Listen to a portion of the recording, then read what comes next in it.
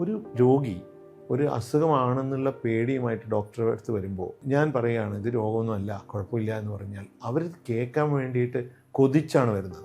ആ ഒരു അഡ്വൈസ് കിട്ടുന്നതോടുകൂടി പിന്നെ അവരതിനെപ്പറ്റി തിരിഞ്ഞു നോക്കില്ല. ഈ 25% പേര് ഇങ്ങനെയാണ് വൈകിയത്.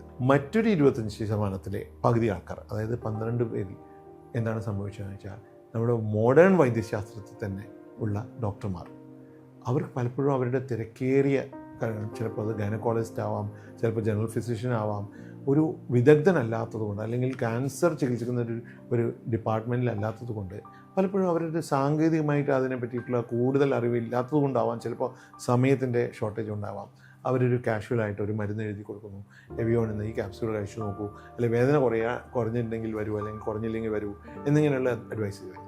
അപ്പോൾ അങ്ങനെയുള്ള ആൾക്കാരാണ്. ഇനി അവസാനത്തെ ഒരു 12% ആൾക്കാർ ഇതെല്ലാം നമ്മളെല്ലാം ചെയ്താലും മിസ് ചെയ്ത് പോകുന്നതാണ്. ശരിക്കും നമുക്ക് 100 പേരിൽ ആ 12 പേര് മാത്രമേ വൈകി ഡോക്ടറെ അടുത്ത് എത്തേണ്ടതായിരുന്നുള്ളൂ. ഇതാണ് വിദേശ രാജ്യങ്ങളിൽ സംഭവിക്കുന്നത്. നമ്മുടെ രാജ്യങ്ങളിൽ ഈ 87.5% ആൾക്കാരിലും ഡിലേ വരുന്നത് പലവിധ കാരണങ്ങൾ കൊണ്ടാണ്.